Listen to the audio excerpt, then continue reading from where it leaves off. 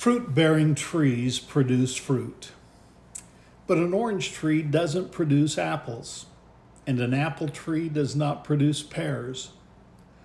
The expected fruit of a pear tree is pears, not peaches. So here's a question for us. What kind of fruit do we bear?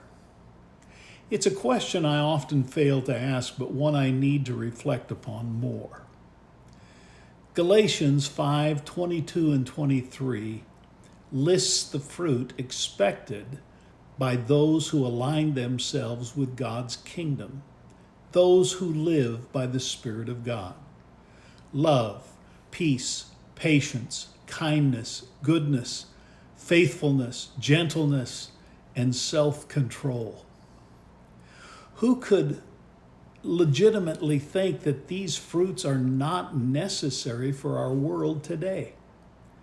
Taking time to regularly inspect the kind of fruit that I see in my life is a sure way to determine who reigns or rules my life. Hate, violence, self-centeredness, corruption, disregard of others, callousness, and strife are not fruits expected from a life that's controlled by God's Spirit. They are predictable of those governed by a worldly kingdom, a culture that's in conflict with God's supremacy.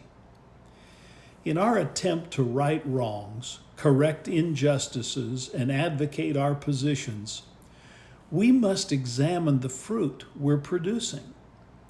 By inspecting the fruit of our lives, we can determine which spirit controls us, the spirit of this age or the Spirit of God. Our world has tasted enough rotten fruit. It's time to savor the sweet taste of life-giving fruit expected by those who align themselves with the kingdom of God. Producing good fruit is not a matter of effort. It's all about connection. John chapter 15 and verse 5 reminds us that Jesus is our connection if we are to produce healthy fruit. I am the vine, you are the branches. Whoever abides in me and I in him will bear much fruit, for apart from me, you can do nothing. I hope that you will have a blessed week and that you'll inspect the fruit in your life.